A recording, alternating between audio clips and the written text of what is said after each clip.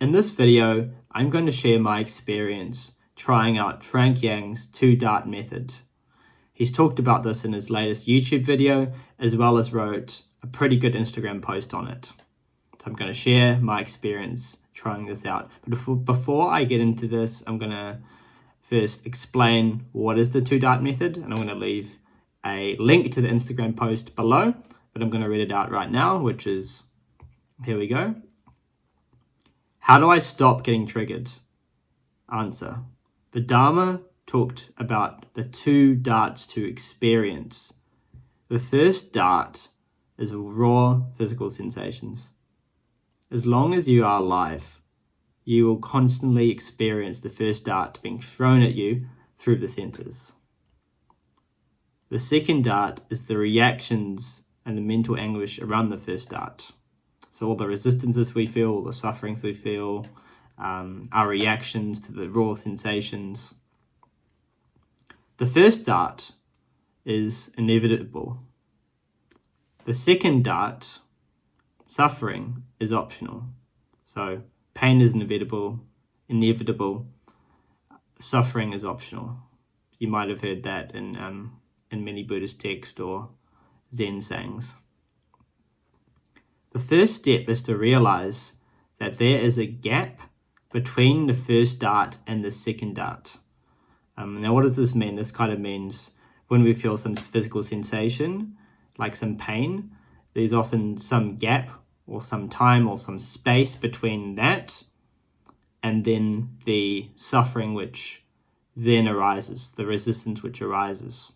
So the first step is to realize there's a gap between the first and second dart.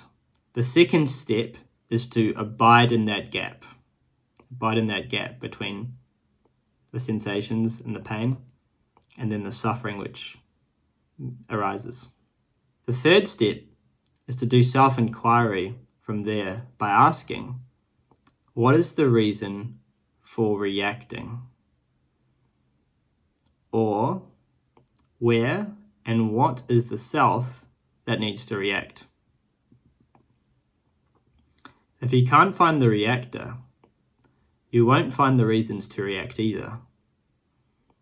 People talk about their buttons getting pushed when they are triggered, but in actuality, no such button actually exists.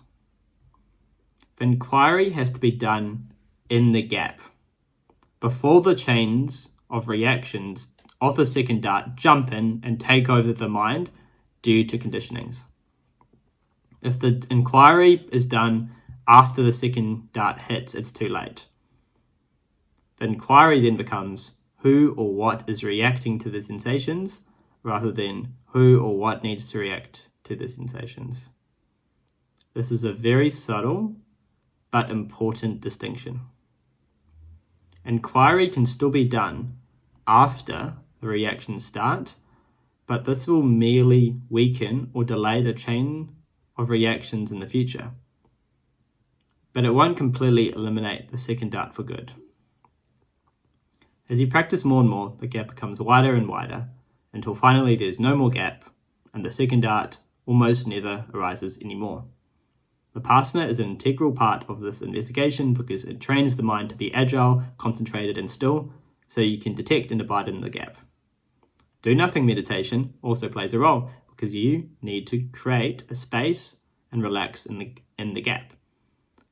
And if the initial reactions start to happen, you can simply surrender to and allow whatever is happening to be as it is, so no further darts are thrown. So that's the post in a nutshell, and I added a bit of commentary there. Now I'm going to talk about my experiences trying this out.